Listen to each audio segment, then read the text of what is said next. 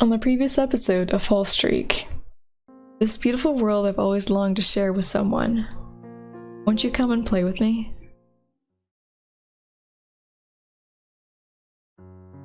What a nice story to read. Look at this stupid link of yours. But you don't even have your net. Patrick, fix him up while I find him a good specimen. Firmly grasp it in your hand.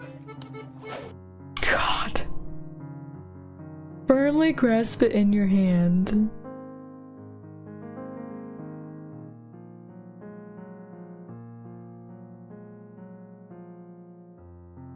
Ugh. All this reading.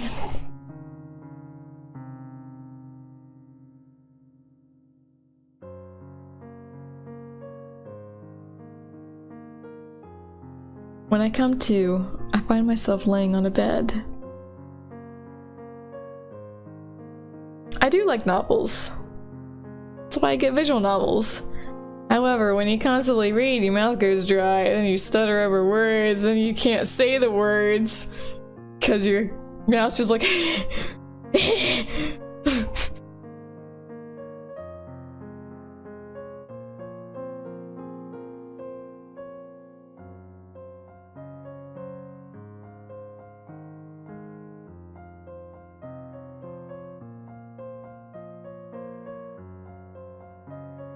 Even before I opened my eyes, though, I knew. Still here, huh? Curling into a loose ball, I find the book that I picked out by my side. I run my fingers across the book's nameless binding. Right? It's always nice to have someone lying on a bed. Some invisible person that you can't quite see. But they're there. By golly, they're there. Its blank roughness corresponds. A world where nothing is unexpected and everything is defined by you. A universe of only one. I wonder, what if people were to God as dolls were to the girl? Dolls cannot act on their own, and the puppeteer that controls them can never be ignorant of what they would do.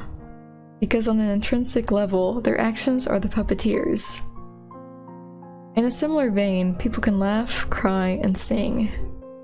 Is their laughter and lamentations the product of their free will? Or is it all simply the dictation of an unseen script? Sigh. Honestly, I think we're all in a Sims game. Someone's controlling us to do stupid shit all the time. But that's just me. Creating an existence other than your own and breathing life into it. Loving it with all your heart and giving it your everything. Yet no matter what you do, it will never be able to escape the intrinsic quality of being but an extension of your soul. The despair of knowing your creation can never possess free will or the capacity to grow on its own. It makes you question if you yourself have free will. It makes you question if even God has free will. Or if an omniscient entity knows everything, even about its own decisions in the future, does that not forbid free will to the entity? Perhaps free will doesn't truly exist. But even then, I think we should believe that it does. What do you think about that, Tubby? Tubby? Tubby, are you there?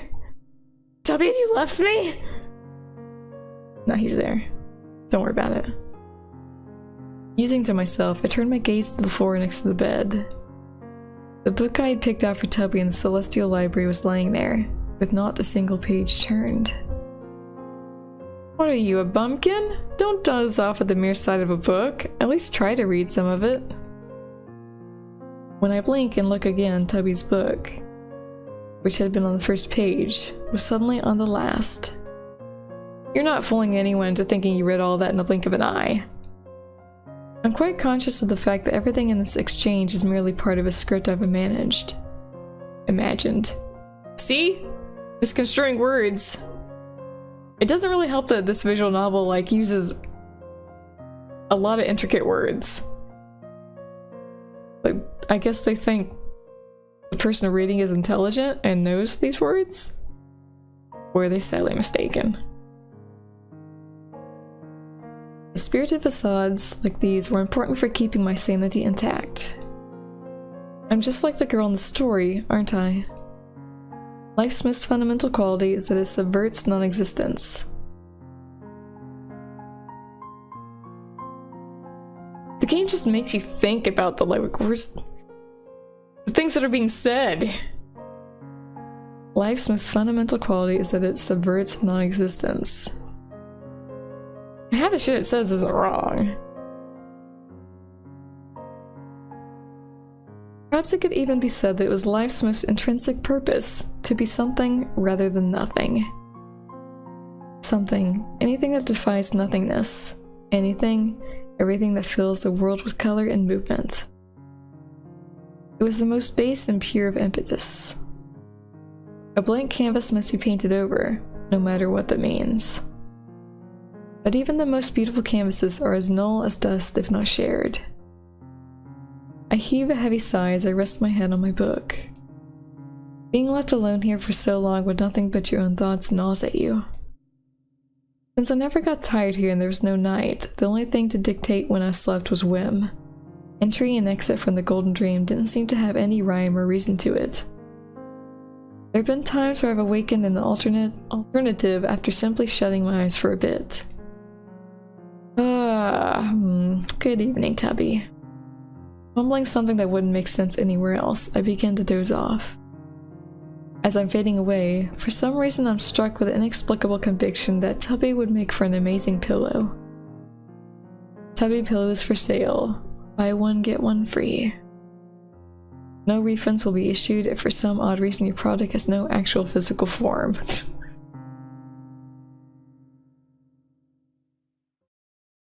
Yeah, I bought this, but I can't tell if I actually got it or not.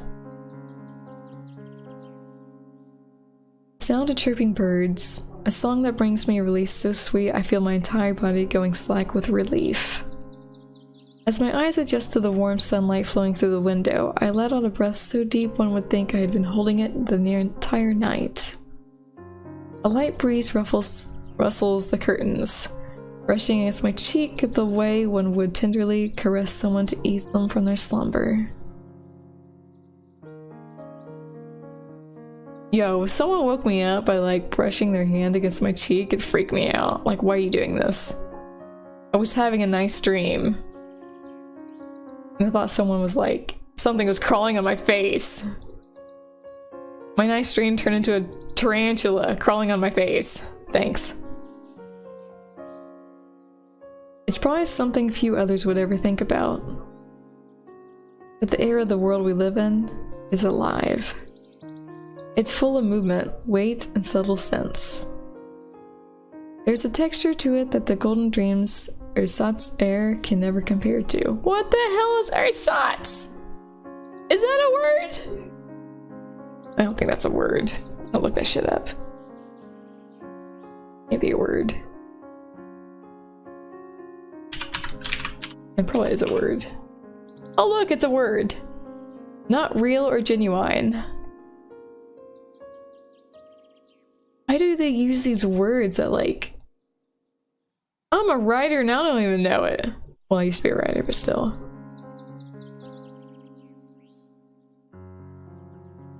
I'm back. I'm back! The sights and sensations of the waking world fill me with a maddeningly familiar hunger, like the desire to gorge on the rich stimuli surrounding me. Speaking of eating, something smells good. The appetizing aroma of breakfast being prepared tickled at my nose, prompting me to slip out of the comfort of my bed. I'd want breakfast in bed. After wrapping up my morning dailies, I descend the stairs to the kitchen where a bowl of chicken kangi? I don't know what that is. Already awaited me. Good morning, Aid. Did you have a restful night? Yes, it was golden. Wink! He probably doesn't understand the reference of the Golden Dream, but, you know. Makes her feel better. Holding up the OK sign, I blow furiously on a spoonful of the hot rice porridge before guiding it to my mouth. Wah! I I give a little yelp as my tongue scorches from the unexpected heat. Careful, it's fresh out of the pot. Papa makes a troubled expression as he watches me squirm around in my seat. Hot! Hot! Somehow the pain was not unwelcome. This too was one of the tiny treasures of ordinary life after all. You seem to be in high spirits today, Aid. Something happening at school? Papa pushes a glass of water over to me as he prudently wafts his own chow. Once liberated from the Kangi's searing heat, I think back to the day before the Golden Dream. I believe we're having a bridge construction contest today. That would explain why you were collecting all those materials last night. Will you be able to carry that all to school though? Seems a bit heavy. You doubt my strength? With a swaggering smile, I flex my legendary textbook-toting biceps. Hot. Please get Nolita to help you. He has no faith. I promptly finish eating my meal at the expense of my tongue's outer layers. Usually I'm not too fond of Papa's cooking since he's rather conservative with what he makes. But for some reason his homemade chow kangi was an exception. A conception. After washing up, I retrieve everything I need and go to put on my shoes. Papa follows along to the door to see me off as he always does. It's okay if you don't win the contest, you know. Just try to have fun. He looks really young. Reaching down, he rubs the side of my head with the pads of his fingers. It was a familiar and comforting sensation. Somehow it made me feel a little lonely. If I don't win, how will I ever realize my long-standing dream of becoming a master bridge builder? As if to escape that lonesome feeling, something facetious escapes my mouth. That's the first I've heard of such a dream. Papa gives a helpless sigh as he withdraws his hand. Take care, Aid. Stay safe. Bye, Papa. See you later.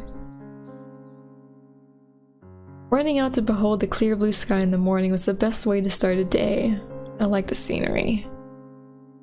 I like this art style.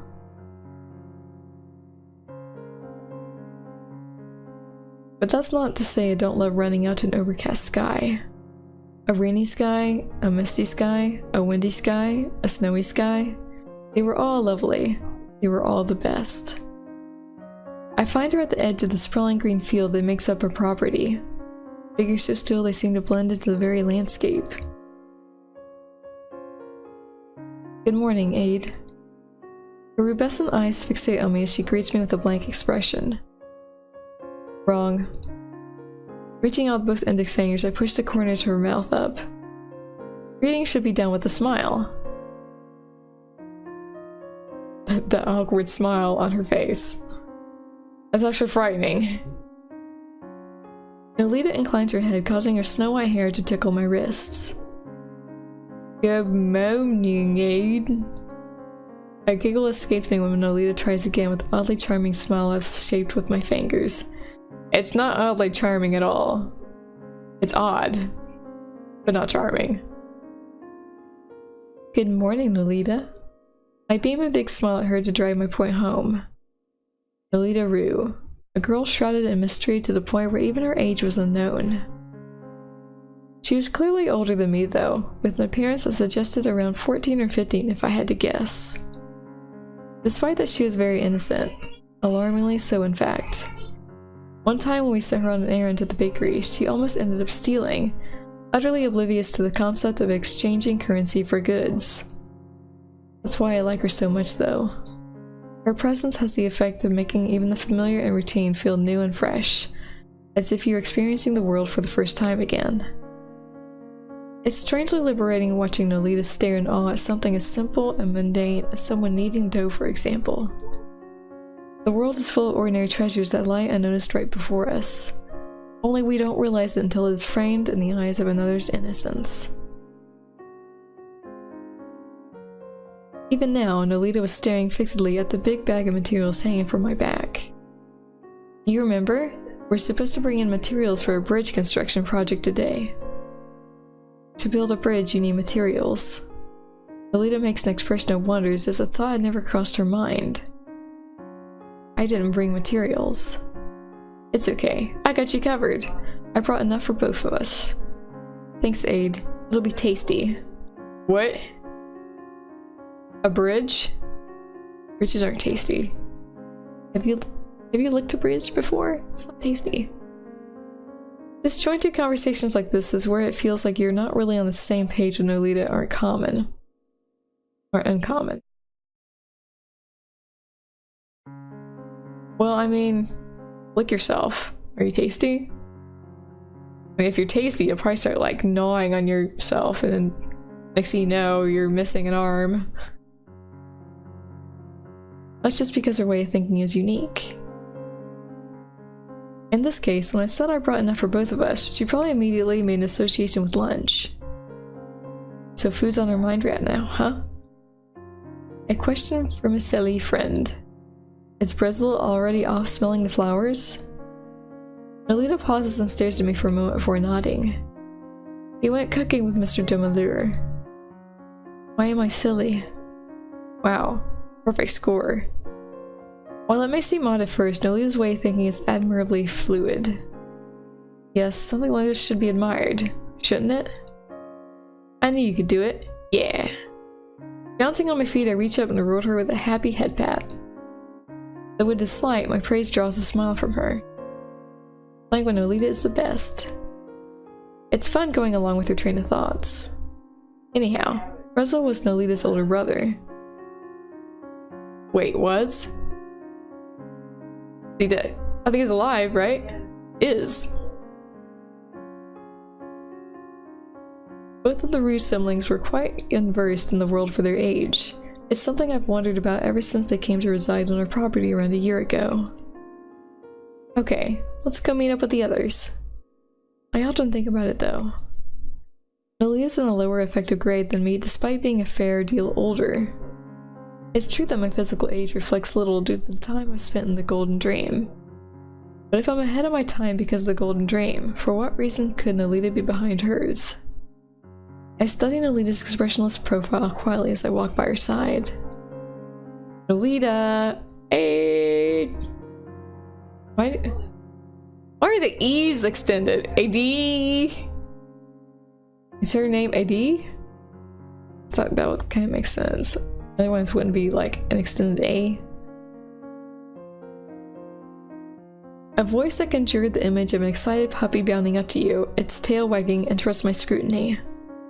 Just when the voice's owner is about to spring on us though, she suddenly freezes in place with a flustered expression. Oh no, I forgot to try out the trendy new surprise greeting that's all the rage nowadays. A bit late for that now.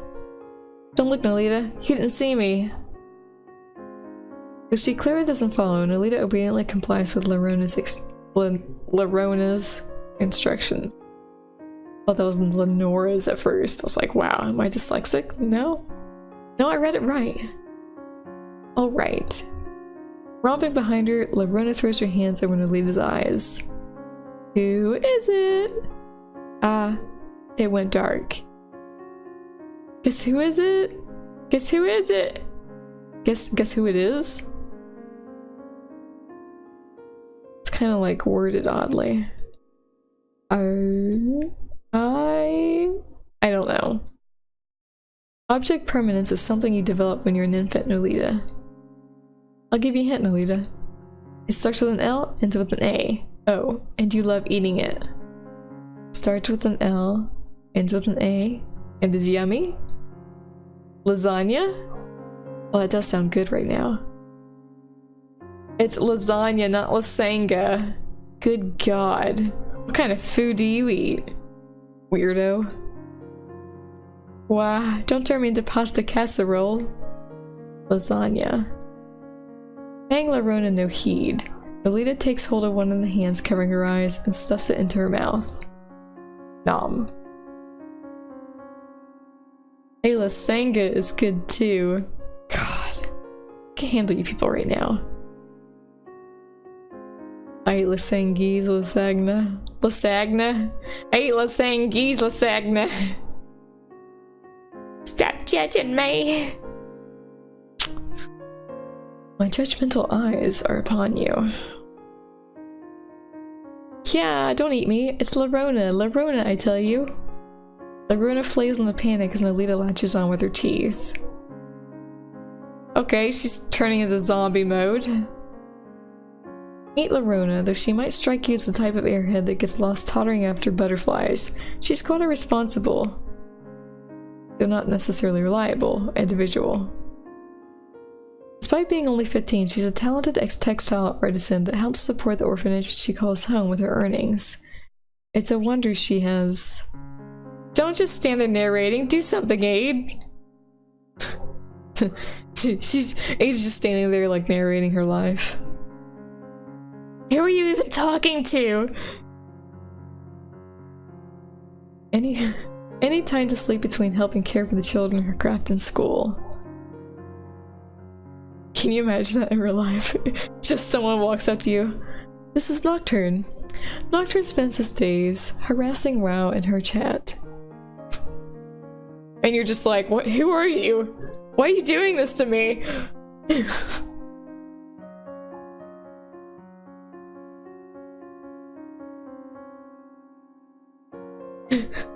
Someone just going, meet Wow, an avid gamer that plays games on YouTube and streaming on Twitch. She sucks at games, but she plays them anyway.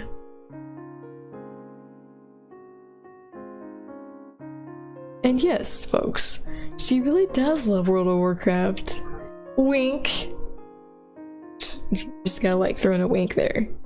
I don't know why, just... winks happen, I guess. I don't know. Maybe something in my eye. If I were to describe her in a short title, it would be Unreliable Moral Compass. That's a nice description of someone. What kind of title is that? She is narrating right now. Hold on.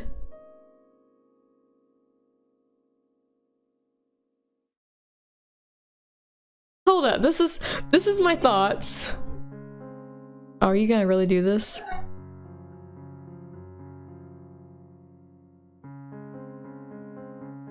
And now she's narrating.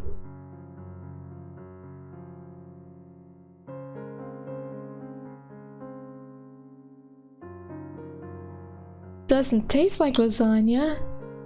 After coming to the conclusion that Lorona was indeed not lasagna, Nolita finally lets go. Trying to eat people's bed, okay, Nolita? Don't do it.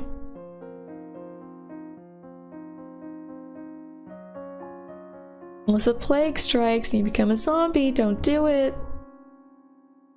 You don't taste like lasagna, you taste like lasagna!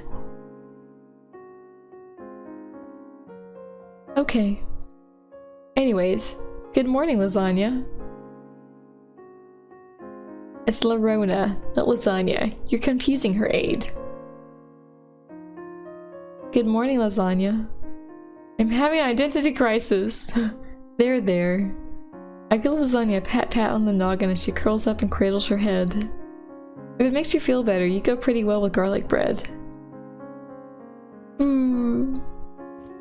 With a sad sound like air escaping a balloon, lasagna deflates into the ground. Literally, just into the ground. Oh, nothing to see here. Though Nolita seems curious about lasagna's newly acquired two-dimensional state, she follows after me as I make to leave the scene. Together, the two of us enjoy a nice, relaxing stroll to school. So we just leave her behind, really? Don't just leave me behind! As the three of us travel alongside a stream that winds toward our destination, we happen upon a dead wayfarer. I'm pretty sure they're not dead. It did say dead wayfarer, right? Come on, Triss, canoodle the ground some other time. A displeased girl could be seen patiently tapping her foot beside the corpse in question. Okay, there's a corpse there. It was easy to see why he had succumbed. An absurd amount of project gear was strapped to his back. Enough that it practically buried his prone figure. Okay, he's alive. This is just confusing me now. Aw, poor Triss. You shouldn't rush him since he's carrying your stuff too, Kalia. He's just carrying my usual bag. The rest is junk I told him to leave behind. He always brings a bunch of garbage we never actually use when we have projects. Jeez. As Laverna begins liberating Triss from his burden, Nolita crouches down next to his body and stretches out her hand. Ah. Her hand halts as the body in question suddenly stirs and rises to its feet. It's alive. It's alive! Watch out, Nolita. It's a zombie! Zombie? It's a reanimated corpse that likes eating people's brains. Knowledge is power. Trying to eat people is bad, Mr. Zombie. Faced with Nolita's inexplicable admonishment, Triss seemed at a loss. Hope you enjoyed your nap. These two were the 11-year-old Lyrit twins, Kalia and Tristan. Though we make an effort to walk to school together, the Lyrits were habitually late, making today a rare occurrence where all 5 of us were present. As for why Triss was carrying Kalia's bag in addition to his own load, it was simple. Kalia had no arms to speak up below the elbows. Wounds from the fire of collapse that befell 9 years ago, there were many in Socotrine who bore similar disfigurations. Triss as well had not remained unscathed. The smoke from the prismatic flames of that day had stripped him of his voice, rendering him mute. They were heavy scars, yet they never seemed to weigh down the Lyrit twins. Always on the move, with new things happening in their presence at all times, it made me want to continue watching them, to see where they go and where they might take me. Wow, spring's really showing its full colors early this year. Wandering over to a wayside willow, Laverna marvels at the bed of flowers nestled under its eaves. Ah, I know. Over here, Nolita. Laverna waves Nolita over after picking flowers from a particularly bountiful patch. Words are difficult. I'm going to teach you something nice, so listen up. Taking Nolita's hand in hers, Laverna threads a flower between her fingertips. One way to show people you care about them is to place a flower in her hair, like this. Gently handling Nolita's hand, Laverna guides the flower up and through her carroty locks. It's a nice way to explain hair. Carroty locks, alright. I can dig it. Does that mean we can eat it? Get it? After examining her newly changed appearance for a bit, Nolita nods. If you understand, then show me. Laverna entrusts the rest of the flowers to Nolita with a smile. After gazing at the flowers for a while, Nolita seems to come to some sort of conclusion. Kalia, Triss, I care about you. Aww. Ooh, you don't have to listen to everything Laverna tells you, you know. In contrast to Kalia's flustered reaction, Triss expresses himself with a heartfelt bow as if he had been graced by an angel. Guess it's my turn next. Ooh! As Nolita reaches out with the last remaining flower, though, I'm cast with a spell of whimsy. At the last moment, I tilt my head to the side, causing her to miss. Nolita attempts to place the flower in my hair again, but I pull away once more. You won't let me? Nope. Let me. Undeterred, Nolita tries to put the flower in my hair again. Nolita can be quite stubborn at times. I just don't feel like letting her have her way. The last remaining flower. Okay, fine. With a shrug, I stop moving and keep still. But just as she's about to thread the stem through my hair, I pluck it out of her hand, reaching up and setting it upon her snow-white tresses instead. Ah. Putting a finger to her lips, I stick my tongue out at her. Gotcha. I smile and wink triumphantly. Well, she don't look happy about that. I don't like this color flower. Thank you for taking the time to watch this video, and if you enjoyed it, leave a like and hit the sub for more walkthroughs, playthroughs, and let's plays on the gaming experience.